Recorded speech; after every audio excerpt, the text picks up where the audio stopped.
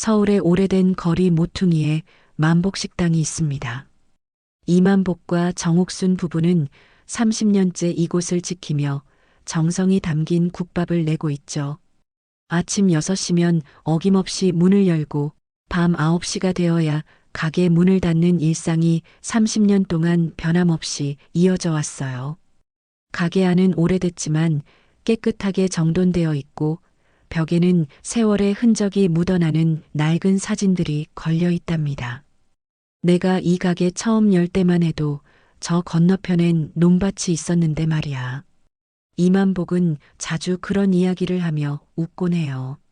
세월이 흘러 주변은 모두 바뀌었지만 만복식당의 맛과 정성만은 그대로입니다. 사고를 하루 종일 고아 만드는 국물에 푸짐한 고명을 얹은 국밥 한 그릇이 5,000원. 이 가격은 10년 전이나 지금이나 같아요. 다들 가격 올리라고 하지만 우리 단골들은 대부분 어르신들이라 그대로 유지하는 게 맞다고 생각해.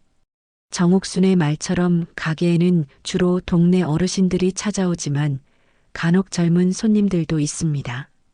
그 중에서도 눈에 띄는 청년이 하나 있어요. 유태훈이라는 청년은 매주 두세 번씩 조용히 찾아와 혼자 밥을 먹고 갑니다. 말수는 적지만 항상 공손하게 인사하고 먹고 난 그릇을 스스로 정리하는 모습이 참 보기 좋죠. 저 청년이 벌써 5년째 우리 집에 오는구먼. 처음엔 말도 잘 안 하고 표정도 어두웠는데 요즘은 가끔 미소도 짓네. 이만복은 태훈을 보며 흐뭇한 미소를 짓습니다. 노부부에게 만복식당은 단순한 생계수단이 아니라 인생 그 자체예요.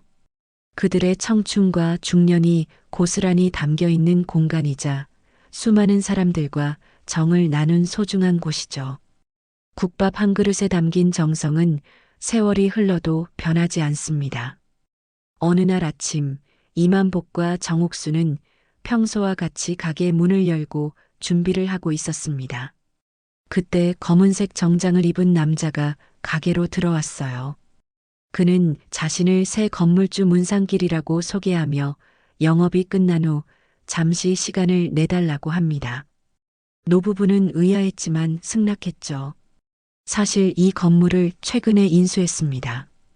앞으로 이 거리를 현대적으로 탈바꿈할 계획이에요. 저녁 영업을 마친 후 문상길은 노부부 앞에 앉아 차갑게 말했습니다. 그의 손에는 계약서와 통보장이 들려 있었어요. 죄송하지만 계약 연장은 어렵겠네요. 이런 허름한 식당은 요즘 유행이 아닙니다. 이 자리에 트렌디한 브런치 카페가 들어올 거고요. 솔직히 여기 분위기가 너무 낡았잖아요. 이만복의 얼굴이 굳어집니다. 정옥수는 그 자리에 털썩 주저앉았죠. 30년 동안 지켜온 장소를 한 달 안에 비워야 한다니 이것은 그들에게 청천벽력 같은 소식이었습니다. 하지만 우리가 이 가게에서 30년을 장사했는데 갑자기 나가라니. 이만복이 떨리는 목소리로 말했지만 문상길은 단호했어요. 법적으로는 아무 문제 없습니다. 계약서를 확인해 보세요. 한 달 전 통보만 하면 되니까요. 저도 사업이라 어쩔 수 없네요. 문상길이 떠난 후 노부부는 말없이 서로를 바라보았습니다. 당장 이전할 자본도 없고 새로운 장소를 구하기도 쉽지 않았죠. 무엇보다 그동안 쌓아온 단골들과의 정마저 끊어지게 생겼어요. 여보, 우리 어떡하지? 정옥순의 눈에 눈물이 고였습니다. 이만복은 아내의 손을 꼭 잡았지만 그의 얼굴에도 불안감이 역력했어요. 이제 은퇴할 나이에 새로 시작한다는 건 너무나 막막한 일이었습니다. 그날 밤 노부부는 잠을 이루지 못했어요. 이만복은 천장을 바라보며 지난 30년을 되돌아보았습니다. 결혼하고 얼마 되지 않아 시작한 작은 식당이 이제는 그들의 전부가 되었죠. 자식 대신 가게를 키워왔고 손님들이 가족이 되었습니다. 이제 그 모든 것을 잃게 생겼어요. 정옥수는 새벽녘에야 겨우 잠이 들었지만 이만복은 여전히 깨어 있었습니다. 그는 조용히 일어나 거실벽에 걸린 오래된 사진들을 바라보았죠. 만복 식당의 첫 개업일, 단골 손님들과 찍은 사진, 그리고 젊은 시절의 부부 모습, 모든 기억이 그 작은 가게에 담겨 있었어요. 그날도 유태우는 평소처럼 만복 식당을 찾았습니다. 조용히 들어와 구석자리에 앉아 메뉴판도 보지 않고 국밥 한 그릇을 주문했죠. 정옥수는 습관처럼 태운의 국밥을 준비했지만 오늘따라 손이 떨리고 눈시울이 붉어집니다. 옆 테이블에서는 이만복이 단골 손님에게 가게를 비워야 한다는 소식을 전하고 있었어요. 이제 어디로 가실 거예요? 아직 정하지 못했네. 우리 나이에 새 장소 구하기가 쉽지 않아. 유태우는 고개를 숙인 채 밥을 먹고 있었지만 귀는 그들의 대화에 기울여져 있었습니다. 이만복이 철거 통보서를 꺼내 보여주자 정옥수는 결국 눈물을 참지 못하고 주방으로 들어갔어요. 태우는 천천히 밥을 먹으며 그들의 얼굴을 한참 동안 바라보았습니다. 국밥을 다 먹은 태우는 평소와 같이 그릇을 정리하고 계산대로 향했죠. 하지만 오늘은 잠시 머뭇거리다가 이만복에게 물었습니다. 사장님, 혹시 이 근처에 새 장소는 알아보셨나요? 아니, 아직. 갑작스러워서 정신이 없네. 많이 힘드시겠네요. 제가, 아니, 국밥 정말 맛있었습니다. 감사합니다. 태우는 말을 바꾸고 조용히 식당을 나섰어요. 거리를 걸으며 그는 깊은 생각에 잠겼습니다. 그리고 집에 도착한 후 오래된 사진첩을 꺼내 들었죠. 사진첩 속에는 어린 시절 추억이 담겨 있었습니다. 8살 무렵 어머니 손을 잡고 만복식당에서 국밥을 먹던 모습, 추운 겨울날 돈이 없어 한 그릇을 나누어 먹으려고 했는데 정옥순이 슬쩍 두 그릇 같은 한 그릇을 내어주던 순간 항상 반찬을 더 퍼주며 많이 먹어 자라나는 아이는 잘 먹어야 해라고 말하던 기억들이 살아났어요. 그리고 16살 어머니가 갑작스럽게 세상을 떠났던 그 해의 사진도 있었습니다. 장례식이 끝나고 혼자 찾아간 만복식당에서 이만복이 아무 말 없이 국밥 한 그릇과 함께 머리를 쓰다듬어 주었던 그 온기가 아직도 생생했죠. 그때 그 부부가 아니었다면 태우는 사진첩을 덮고 창밖을 바라보았습니다. 고층 아파트가 즐비한 서울의 밤하늘 너머로 어린 시절의 기억들이 스쳐 지나갑니다. 그는 결심한 듯 전화기를 들고 번호를 눌렀어요. 할아버지, 좀 뵙고 싶은데요. 중요한 이야기가 있습니다. 유태훈의 자택은 강남 고급 주택가에 자리하고 있었습니다. 넓은 거실과 세련된 인테리어가 그의 지위를 암시하고 있었죠. 벽에 걸린 사진들은 대부분 사업장 시찰 모습이나 공식 행사의 모습들이었지만 책상 위에는 소박한 액자 하나가 놓여 있었습니다. 그것은 어머니와 함께 찍은 마지막 사진이었어요.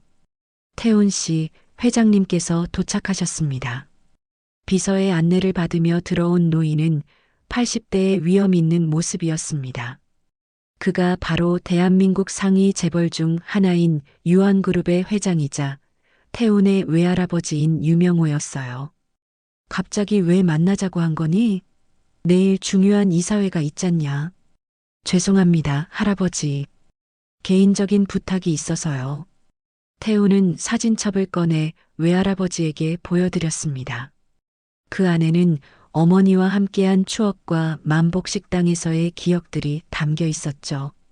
외할아버지께서는 어머니를 찾기 위해 10년을 쏟으셨다고 들었습니다. 하지만 제가 16살에 어머니는 세상을 떠나셨고 그때 저를 발견해 주셨죠. 유명호의 눈에 슬픔이 스쳐 지나갔습니다.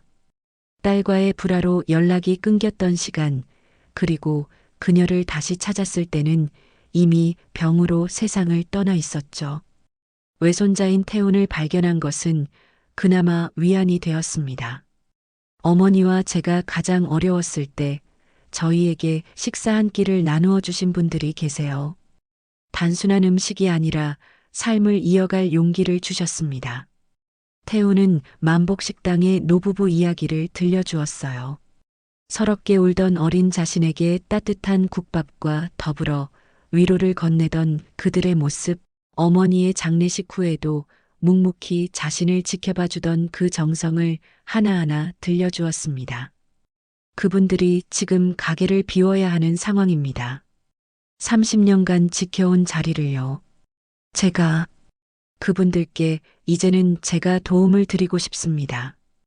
유명호는 잠시 생각에 잠겼다가 손자를 바라보았습니다. 태훈의 눈빛에서 딸의 모습이 겹쳐 보였어요.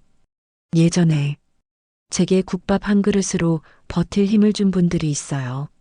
지금은 제가 그 한 끼를 돌려드릴 차례입니다. 태훈의 진심 어린 말에 유명호는 고개를 끄덕였어요. 좋은 일을 한 사람들에게는 보답이 돌아가는 게 세상 사는 이치에 맞지. 그는 비서를 불러 지시를 내렸습니다. 구역 개발팀을 불러. 그리고 부동산 담당도. 당장 시작하자.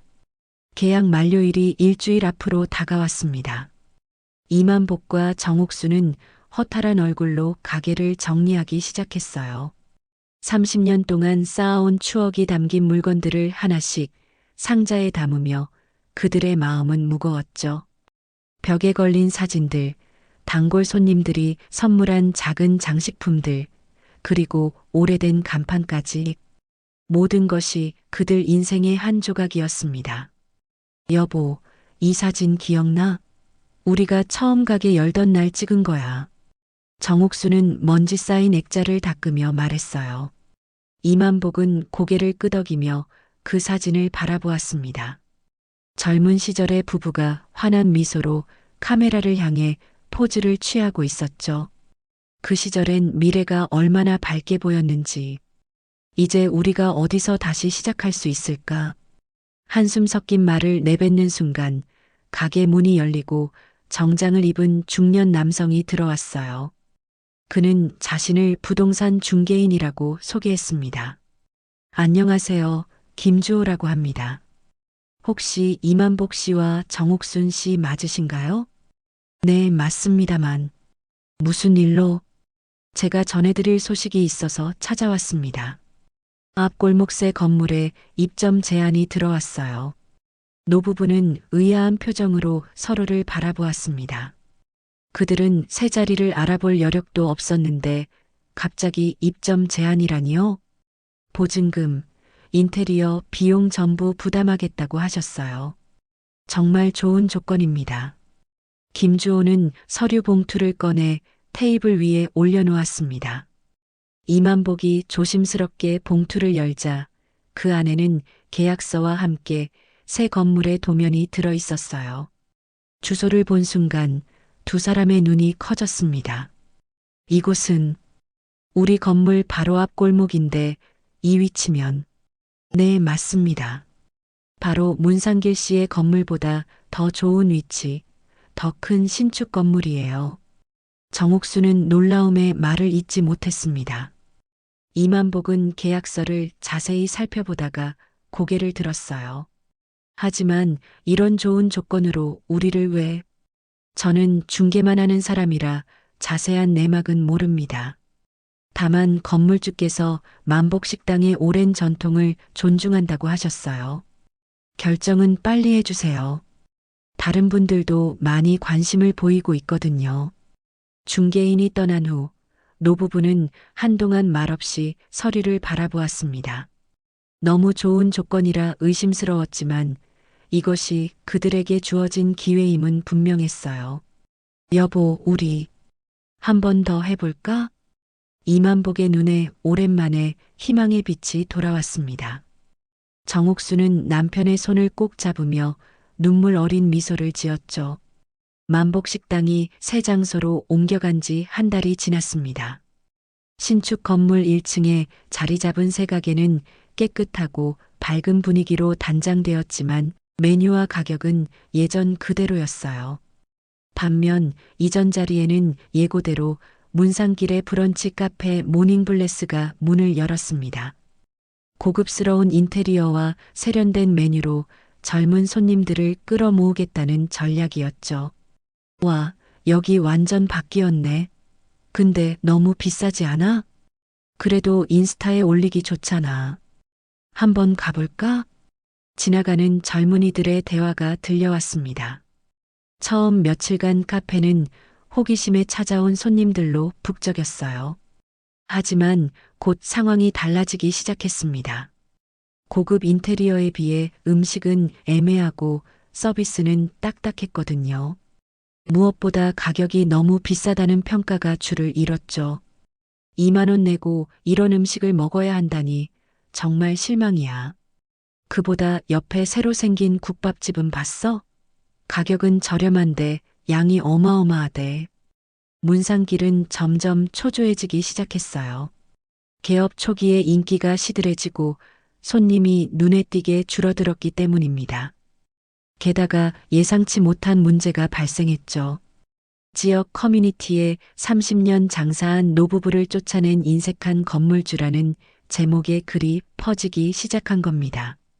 30년 동안 지역 주민들에게 따뜻한 식사를 제공해온 만복식당이 강제로 쫓겨났습니다. 건물주는 더 높은 수익을 위해 오랜 세입자의 정을 무시했습니다. 이 글은 빠르게 확산되어 결국 지역 신문에까지 실렸어요. 기사는 노부부의 사연과 함께 그들이 새롭게 시작한 가게가 이전보다 더 좋은 위치에서 번창하고 있다는 내용을 담고 있었습니다. 재개발된 건물에서 만복식당이 문을 열었습니다. 가격은 그대로, 맛도 그대로. 진정성 있는 음식과 서비스가 통했나 봅니다. 문상길의 카페는 결국 3개월 만에 심각한 적자에 시달리게 되었고 이웃 상인들과의 관계도 악화되었습니다. 결국 그는 2달의 영업을 더 버티다가 폐업을 결정할 수밖에 없었죠. 비슷한 시기에 건물 내 다른 세입자들도 하나둘 빠져나가기 시작했어요. 문상길의 건물은 점차 공실로 남게 되었습니다. 도대체 어떻게 된 거지? 이 위치면 장사가 잘 될 수밖에 없는데. 문상길은 빈 카페 안에 홀로 앉아 중얼거렸습니다. 창밖으로는 만복식당 앞에 줄을 서 있는 사람들이 보였어요. 그 광경을 바라보며 그는 깊은 한숨을 내쉬었죠. 새 건물에 자리 잡은 만복식당은 이전과는 확연히 다른 모습이었습니다. 깨끗한 인테리어와 넓어진 공간, 쾌적한 주방 시설까지 모든 것이 개선되었어요. 하지만 그 안에서 일하는 이만복과 정옥순의 모습은 변함없었죠. 여전히 새벽부터 일어나 정성껏 국물을 끓이고 손님들에게 친절하게 대했습니다. 아이고, 여기 너무 좋아졌네. 가격은 그대로인데 환경은 훨씬 좋아졌어. 단골 손님들은 하나둘 가게를 찾아왔고 입소문을 타고 새로운 손님들도 늘어났어요. 특히 소셜미디어에 30년 전통, 국밥집 부활이라는 글이 퍼지면서 젊은 세대까지 찾아오는 새로운 명소가 되었습니다. 젊은 사람들이 이렇게 많이 올 줄 몰랐어. 우리 같은 구식 국밥집을 찾아오다니. 정옥수는 놀라움을 감추지 못했어요. 이만복은 빙그레 웃으며 말했습니다. 진심은 언제나 통하는 법이지. 그리고 진짜 맛있는 음식은 세대가 바뀌어도 사랑받는 거야. 식당이 북적이는 어느 날 오후 유태훈이 조용히 문을 열고 들어왔습니다. 여느 때와 마찬가지로 구석자리에 앉아 국밥 한 그릇을 주문했죠. 정옥수는 태훈이 들어오는 모습을 보고 반갑게 맞이했어요. 어서 와요. 오늘도 국밥 한 그릇? 네, 사장님. 오늘도 잘 부탁드립니다. 정옥수는 태훈에게 국밥 한 그릇을 정성껏 담아내왔습니다. 평소보다 고명을 더 얹고 반찬도 푸짐하게 내놓았죠. 잠시 후 그녀는 조심스럽게 태훈의 테이블에 다가갔어요. 항상 와줘서 고마워. 늘 조용히 먹고 가네. 아니에요, 사장님. 제가 오히려 감사하죠. 새각이 어때? 이전보다 나아진 것 같지? 네, 훨씬 좋아졌습니다. 손님들도 더 많아진 것 같고요. 태우는 미소를 지으며 대답했습니다. 정옥수는 잠시 망설이다가 물었어요. 혹시 이 새각의 단골 청년이 뭐 하는 거 있어? 뜬금없지만 그런 생각이 들어서. 태우는 잠시 국물을 바라보다가 조용히 대답했습니다. 제게는 소중한 추억의 맛입니다. 앞으로도 변함없이 오래오래 만들어주세요. 그 대답만으로 정옥수는 알 것 같았어요. 그녀는 더 캐묻지 않고 고개를 끄덕였습니다.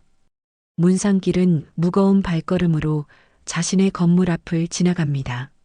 한때 화려했던 모닝블레스 카페는 이제 임대문이 간판만 덩그러니 걸려 있죠. 건물 2층과 3층도 비어 있어 쓸쓸한 분위기를 자아냅니다. 그는 한숨을 내쉬며 걸음을 멈추고 맞은편을 바라봤어요. 만복식당은 오늘도 북적입니다. 문 앞에는 10여 명의 사람들이 줄을 서서 기다리고 있었어요. 젊은이들부터 노인들까지 다양한 연령층의 손님들이 기다림에도 불평 없이 차례를 기다리고 있었죠. 간판 위에는 새로운 문구가 적혀 있었습니다. 정이 담긴 한 그릇, 그 마음 잊지 않겠습니다. 문상길은 무심코 그 줄 끝에 서게 되었습니다. 자신도 모르게 식당 안을 들여다보니 이만복과 정옥순이 분주히 움직이는 모습이 보였어요. 30년의 세월이 묻어나는 숙련된 손놀림으로 그들은 한 그릇 한 그릇을 정성껏 만들고 있었습니다. 여기 처음이세요? 뒤에서 누군가 말을 걸어왔습니다. 돌아보니 정장 차림의 젊은 남자였어요. 바로 유태훈이었죠. 아, 네. 소문을 듣고 와봤습니다. 좋은 선택이십니다. 이곳 국밥은 정말 특별하거든요. 문상길은 어색하게 웃으며 고개를 끄덕였습니다. 그런데 태훈의 얼굴을 자세히 보니 어디선가 본 듯한 느낌이 들었어요. 혹시 어디서 뵌 적이, 어쩌면 신문에서 보셨을 수도 있겠네요. 유한그룹 후계자라고. 문상길의 얼굴이 창백해졌습니다. 유한그룹은 대한민국 최대 재벌 중 하나였고 최근 이 지역 재개발 사업을 주도하고 있다는 소식이 있었죠. 그런데 왜 이런 곳에? 이 식당은 제게 특별한 곳입니다. 어린 시절 어머니와 함께 추억이 담긴 곳이기도 하고요. 태훈의 말에 문상길은 아무 말도 할 수 없었습니다. 이윽고 그들의 차례가 되었고 가게 안으로 들어섰어요. 정옥순이 반갑게 맞이했습니다. 어서 오세요. 아, 단골 청년도 왔네. 네, 사장님. 오늘은 손님 한 분 모시고 왔어요. 정옥수는 문상길을 알아보았지만 아무런 내색 없이 친절하게 맞이했습니다. 이만복도 주방에서 나와 가볍게 목례했어요. 그들의 따뜻한 대응에 문상길은 더욱 무안해졌습니다. 죄송합니다. 제가 잘못했습니다. 갑작스러운 사과에 가게 안이 조용해졌어요. 이만복은 잠시 문상길을 바라보다가 말했습니다. 괜찮습니다. 덕분에 우리는 더 좋은 곳에서 새 출발할 수 있었으니까요. 그날 문상길은 생전 처음 먹어보는 국밥 한 그릇에서 무언가 특별한 것을 느꼈습니다. 그것은 단순한 음식의 맛이 아니라 30년 세월이 담긴 정성과 사람 사이의 따뜻한 정이었습니다. 가게를 나서며 그는 결심했어요. 자신도 이제 진정한 가치가 무엇인지 깨달을 때가 되었다고요. 식당 창가에 앉아있던 태호는 그런 문상길의 뒷모습을 바라보며 조용히 미소 지었습니다. 어머니와 함께했던 추억의 장소가 이렇게 계속 이어진다는 것에 감사함을 느꼈어요. 정이 담긴 한 그릇의 힘은 그렇게 사람들의 마음을 움직이고 세상을 따뜻하게 만들어 갔습니다.